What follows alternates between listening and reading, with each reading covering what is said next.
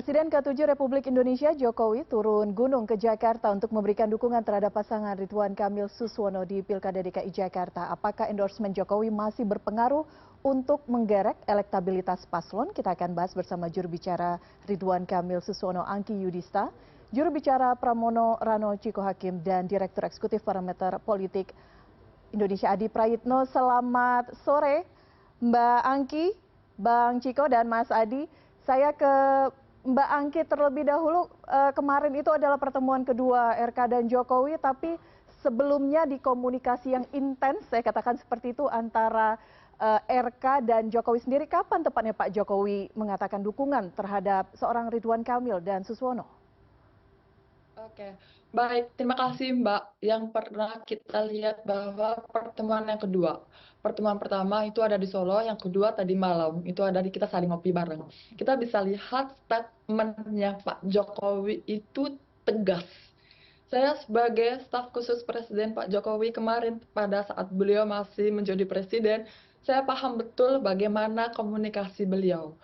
Ketika tadi malam dengan video yang tadi kita lihat, statement Pak Jokowi itu tegas. Keyakinan beliau untuk memilih Pak Ridwan Kamil karena rekam jejaknya. Dan keyakinan beliau untuk mengajak seluruh warga Jakarta untuk memilih. Karena kenapa? Karena ini kita bisa melihat bahwa rekam jejak karena pernah bekerja bersama. Jadi kita melihat bahwa sosok Pak Jokowi ini adalah sosok yang dikagumi dan dihormati oleh kita semua. Dan endorsement beliau lah yang meyakinkan kami untuk bergerak maju untuk satu putaran. Baik, jadi sangat yakin endorsement Jokowi mampu menggerek elektabilitas paslon Anda, karena kita tahu di hari-hari terakhir ini tampaknya sudah mulai ada pergerakan yang relatif luar biasa antara paslon nomor urut 1 dan 3. Pergerakannya sangat... Halo? Ya Mbak Angki, silakan. Baik, dukungan yang ini betul untuk elektabilitasnya kita akan meningkat. Karena kami meyakini bahwa minggu terakhir ini adalah minggu yang dimana dukungan warga, karena kan masih 23% itu banyak warga yang masih belum memilih. Kami meyakini 23% ini bisa mendukung paslon 1. Karena dengan endorsement tidak hanya Pak Jokowi aja, tapi kita bisa melihat kemarin Pak Prabowo sebagai presiden, orang nomor 1 di Indonesia pun mendukung Ridwan Kamil, Pak Suswono untuk menjadi pemimpin DKI 1 nanti. Berarti masih cukup yakin gitu ya, optimistis bahwa endorsement Pak Jokowi bisa menggerek elektabilitas. Saya ke Bang Ciko sekarang. Bang Ciko, Pak Jokowi kira turun gunung ke Jakarta, kita lihat sebelum di Jawa Tengah, sekarang di Jakarta. Khawatir tidak kemudian endorsement ini bisa mengubah peta elektabilitas di Pilkada Jakarta? Nah, kami nggak pernah khawatir terkait dengan endorsement ya. Yang kami khawatirkan itu kan kalau ada abuse of power, kalau ada penyalahgunaan wewenang kekuasaan, kalau ada pengerahan aparat, kalau ada pengerahan bansos dengan dana dari APBN. Nah, itu yang kami khawatirkan. Tapi kan rasa-rasanya itu juga tidak akan terjadi. Nah, Pak Jokowi ini kan sudah menjadi pensiunan, ya kan? Tinggal di Solo sekarang, ya, dan kemudian mungkin merasa perlu memberikan dukungan pada salah satu paslon, dan itu sah-sah saja. Ini negara demokrasi, kita semua sepakat bahwa kita hidup di negara yang mengandung sistem itu, dan tentu mendukung adalah hal yang lumrah, hal yang biasa. Kita ucapkan selamat. Tapi kalau rasa-rasanya, kalau pengaruh dan dampak, rasa-rasanya Angki Yudhista ini lebih banyak pengaruhnya untuk masyarakat Jakarta daripada seorang Joko Widodo, menurut saya ya. Angki ini anak muda, udah jadi petinggi partai, ya kan, punya komunitas tersendiri, yang juga punya basis pendukung. Saya rasa Angki kayaknya lebih berdampak lah dari Pak Joko Widodo di Jakarta, insya Allah. Apalagi Angki KTP-nya Jakarta, ya kan. Ridwan Kamil itu udah KTP-nya Jawa Barat, Pak Suswono juga, Pak Jokowi Surakarta pula, ya kan. Saya rasanya Angki lebih bisa relate lah dengan anak-anak Jakarta. Jadi nggak khawatir ya Jokowi efek itu akan berimbas banyak terhadap elektabilitas. Saya ke Mas Adi Prayitno. Mas Adi, khawatir Angki, udah saya bilang tadi. Mas Adi, Jokowi efek ini masih bisa dirasakan tidak sih? Ada kekhawatiran bahwa ini bisa mengubah konstelasi di Jakarta, atau jangan-jangan tadi seperti yang disampaikan oleh Bang Ciko, karena sudah tidak lagi menjabat, tidak ada kekhawatiran begitu. Artinya sudah mulai pudar Jokowi efeknya.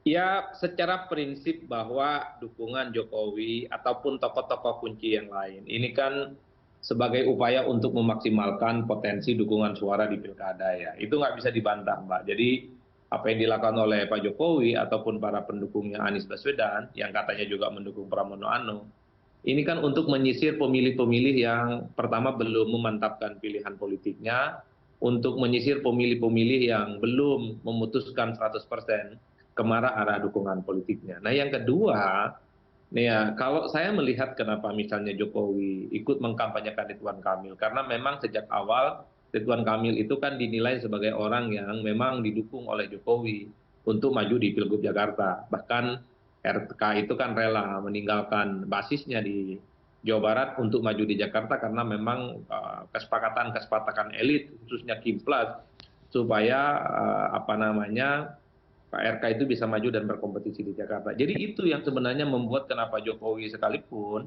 itu memberikan dukungan secara terbuka kepada Ridwan Kamil. Nah yang kedua, Jokowi sepertinya masih meyakini bahwa apa yang dilakukan oleh Jokowi sejak jadi gubernur, termasuk sejak jadi presiden 2 periode, jejak-jejak politiknya di Jakarta itu masih berpengaruh. Jadi tidak mengherankan jika deklarasi dan dukungan terbuka semalam itu diharapkan supaya para pemilih-pemilih Jokowi yang ada di Jakarta terkonsolidasi, tergerak secara politik untuk memberikan dukungan politiknya secara maksimal kepada RK dan Pak Suswono. Kan itu yang kemudian bisa kita tangkap ya Elvira, kenapa Jokowi itu juga ikut terjun ke masyarakat. Tapi saya selalu mengatakan kalau endorsement itu hanya sebatas omongan, hanya sebatas foto-foto, itu sebenarnya tidak terlampau penting.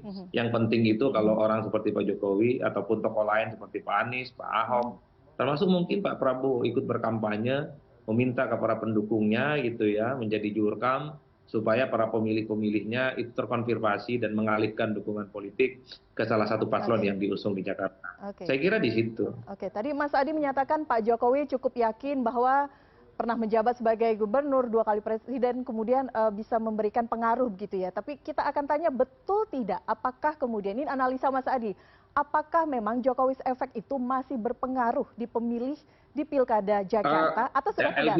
Kita bahas usai jeda, Mas Adi tetap bersama kami di CNN Indonesia Newsroom.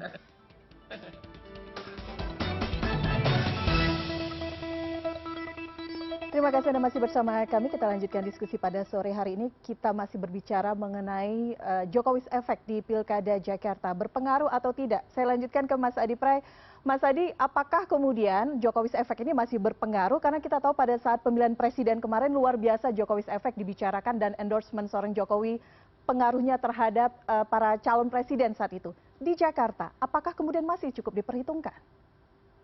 Ya minimal Jokowi masih cukup meyakini bahwa dirinya sebagai mantan presiden yang kurang lebih sebulan tak lagi jadi presiden, jejak-jejak politik dan pengaruhnya itu bisa signifikan, Mbak. Itu yang sepertinya membuat kenapa Jokowi juga secara deklaratif memberikan dukungan politiknya kepada RK dan Pak Suswono. Nanti tinggal diuji apakah betul bahwa pengaruh Pak Jokowi masih signifikan seperti waktu jadi presiden ataupun tidak. Karena pada saat yang bersamaan misalnya kalau bagi kubunya PDIP, Bang Ciko apalagi ya Jokowi sudah nggak ngefek karena tak lagi jadi presiden. Jadi kuat-kuatan pengaruh dalam politik ini yang saya kira menjadi kunci juga soal bagaimana merebut pemilih di Jakarta. Oleh karena itu saya selalu mengatakan endorsement dan dukungan itu nggak cukup hanya sebatas omongan, nggak cukup hanya sebatas foto-foto.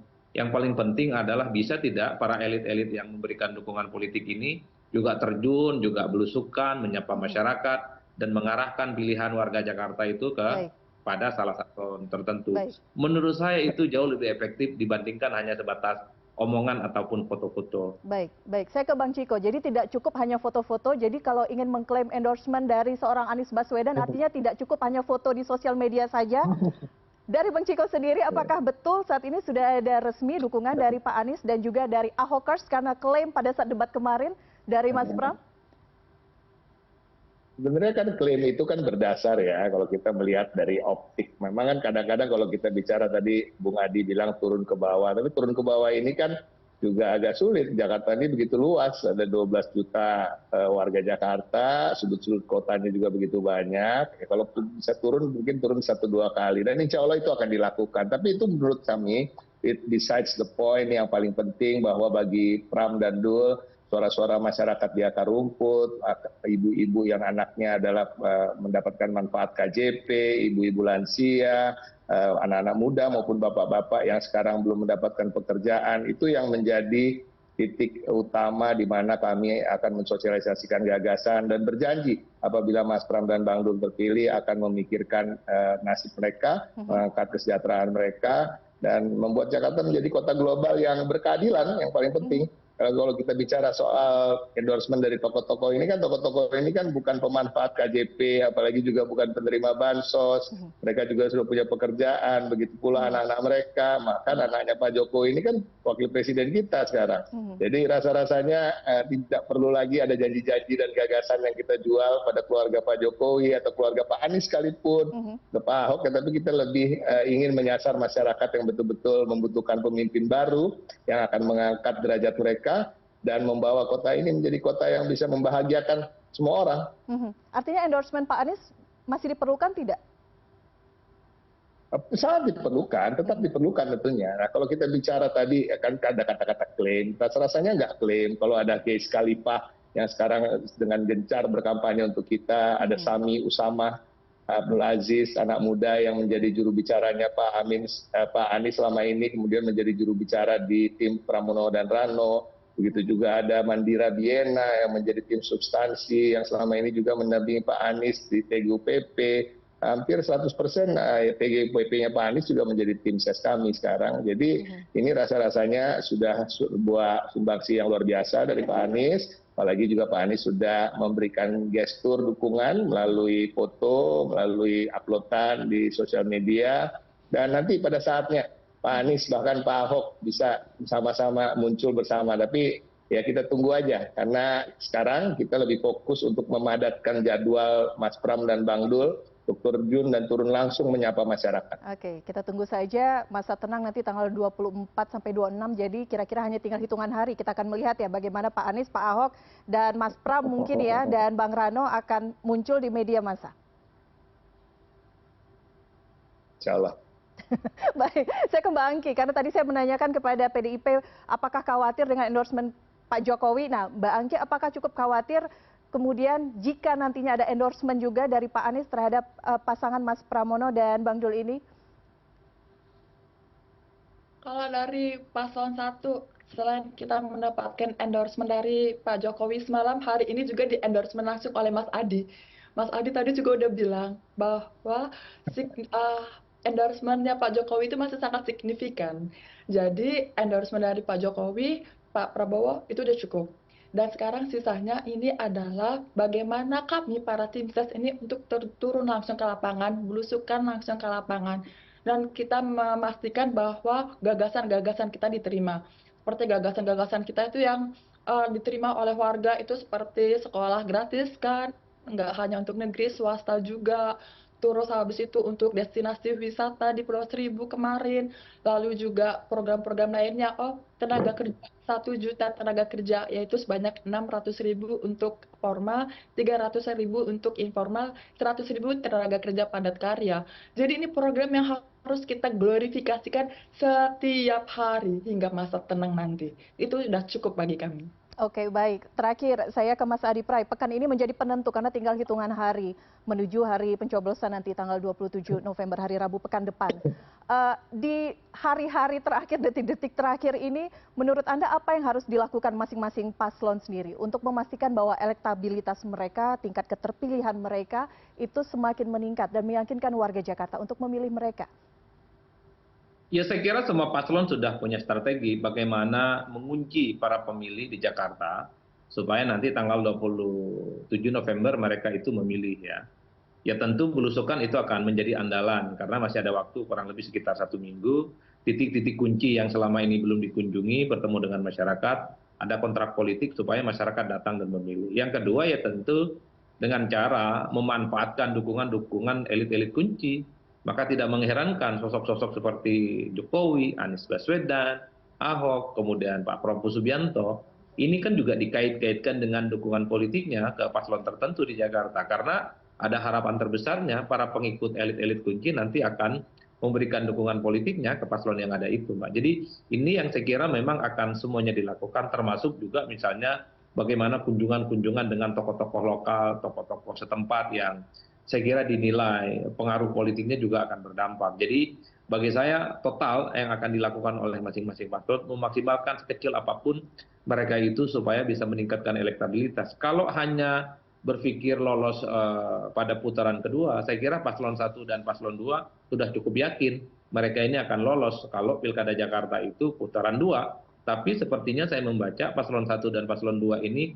sedang berebut supaya mereka menang satu putaran. Dan itu yang sepertinya membuat segala hal dilakukan, memaksimalkan mesin politik, kunjungan, kemudian bertemu dengan elit-elit dan figur-figur yang dinilai punya pengaruh signifikan untuk memaksimalkan, mengaksentuasi segala keputusan dan pilihan-pilihan politik yang ada di Jakarta. Saya kira di situ, Elvira, konklusinya. Siap, baik. Mas Adi, terima kasih sebelumnya. Mbak Angki, Bang Ciko, terima kasih sudah berbincang bersama kami. Kita lihat bagaimana nanti adu program dan juga adu strategi tinggal hitungan hari menuju hari pencoblosan 27 November. Terima kasih sudah berbincang bersama kami di CNN Indonesia Newsroom. Selamat sore. Terima kasih.